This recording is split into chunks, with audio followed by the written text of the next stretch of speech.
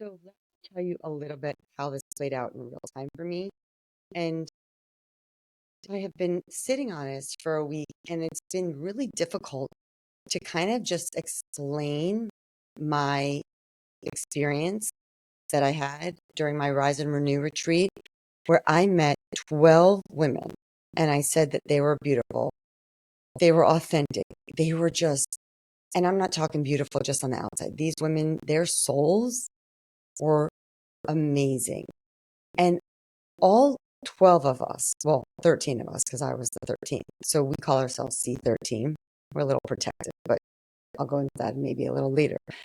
But the 13 of us, we all just showed up, not because anything was wrong, so to speak, but because we were all exhausted, overwhelmed, and literally craving some space to breathe.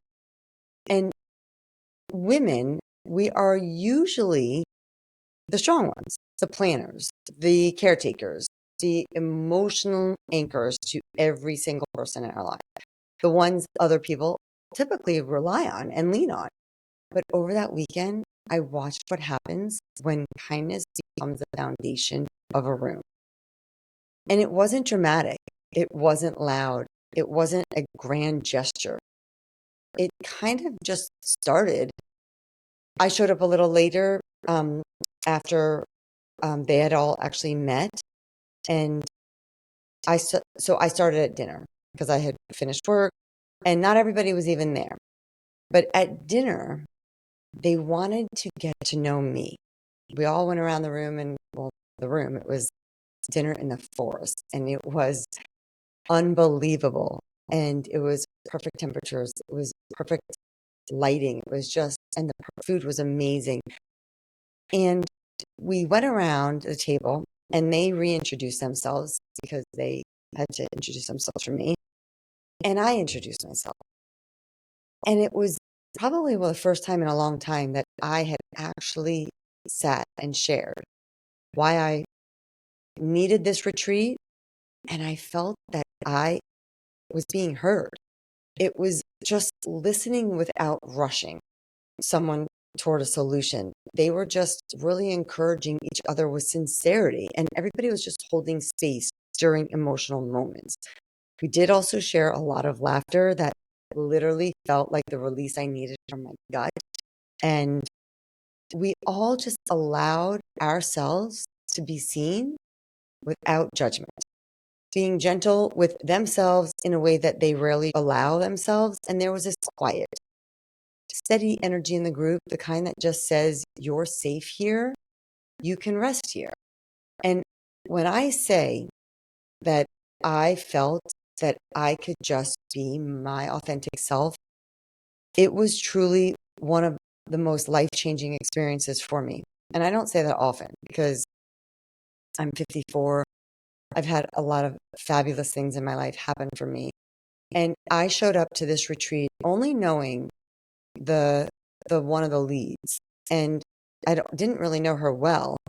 We shared office space, and I had actually met her only once in person, face to face, one time in the past almost 2 years. And when I showed up and my phone was away and everybody else's phones were away, and we sat around by the campfire and we were just talking and sharing things that we wanted for ourselves. So many of the words that people brought up about what they wanted just resonated with me. And that was the first night.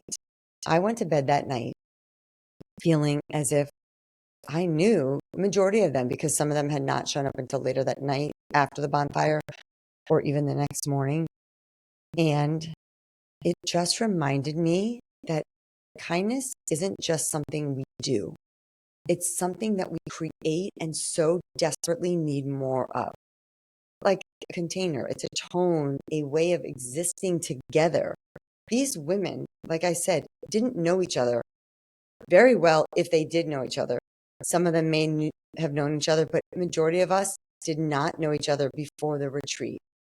And kindness stitched us all together in a way that made the entire weekend feel meaningful and so restorative. And these 12 beautiful human beings reminded me why community matters, why connection matters, why softness matters, and why kindness, above everything else, is the thing that brings people back to life. And so, what kindness really is doing beneath the surface is it interrupts the anxiety loop. Because your brain can't stay in stress mode while also engaging in compassion. And it also creates this connection. Humans regulate through other humans. That's just how we're wired. Okay, so when we're kind to each other and also to ourselves, imagine the connection. These 12 women that I met that night, C13, we are called, will have a place in my heart and my soul for the rest of my life. I have no doubt that the C13 will be lifelong friends. Even though we started later on in life and we were all different ages. Some were in their 50s, some were in their 30s, some were in their 40s, but it didn't matter. And we all were not therapists by any means. We all had very different types of jobs. But it goes back to the one thing that we all were craving: that peace, that compassion, that restorative, that just kindness place. And so kindness, it does also signal safety. It tells your body that you can breathe now. It boosts our self-worth as well, because when you operate in alignment with who you want to be, you will feel better internally. It also reminds you that you're not alone, which is often the exact thing most of us need. That is one of the main reasons that I went to this retreat. I just needed some grounding. I had had a tough year. And if you're personal friends with me, then you know the tough year I've had.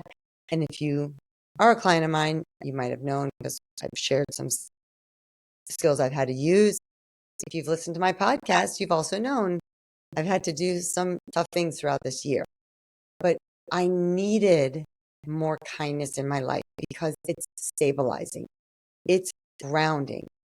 It's the emotional version of sitting down and finally just taking a full breath. Kindness doesn't have to be this like massive gesture. It's not about grand acts or performative moments. We didn't bring gifts, although some people did bring gifts, and they are handmade and beautiful, thoughtful gifts. And just listening, just hearing, just validating each other was one of the most amazing gifts I received from the other 12 women. They just heard me. And even if our stories were different or our lives were different, what we were all craving was the same thing: just connection. And through kindness, you will get some connection. Okay. So think of, I don't know, ways to practice kindness is give someone a genuine compliment. How about texting somebody that just says, "I'm thinking of you"? Okay. I know I'm actually working on offering patients when I want to rush them, right? That's an act of kindness. Holding a door for somebody. Oh, check in with yourself without criticism, because you can also be kind to yourself. Being kind to yourself is so important and it's so necessary. So definitely check in with yourself. Apologize kindly and consciously, and speak to yourself the way that you would speak to somebody that you care about. Because small acts will actually shift our mood in such huge ways, not just our moods, but yours and everyone else's. And so I talk about kindness because this was a big piece for this week, not just my weekend, but when I got home, I also had the privilege of watching the first documentary of Kindness Matters 365. And I'm going to give a shout out to Laura Reese because she started this foundation just like small. She started it like, I don't even know. I want to say like 17, 18 years ago, I met her. And maybe it was around then, it could have been less. I'm getting older, so my memory is not as good. However, being in that room and seeing what yes, I will say she, because she had this vision and she brought people in that also had the same vision. And they just are promoting teaching kindness. It is definitely a skill that I do think needs to be learned in a lot of ways, especially if you were not raised in a kind family. And when I say kind, I don't mean not loving, that they didn't care about you. But sometimes you're raised in a family that is extremely judgmental. And all you know how to do is judge others, especially yourself. And so learning how to be kind to yourself and to others does take work. It's not impossible, though. So I had that privilege of being able to watch this beautiful documentary about what Kindness Matter 365 is doing, and they are going internationally, guys. So kindness is so important, and it's not just something that you have to give or do to people you know. You could provide kindness. You could be kind to people that you don't know, complete strangers. Just a smile is an act of kindness. And so I felt compelled that my podcast episode was going to be on kindness because let's face it, the world right now has a lot of unkind things that are happening, a lot of hate, and not just in the USA, not just in other countries, and not just in the Middle East, but all over. Kindness needs to expand.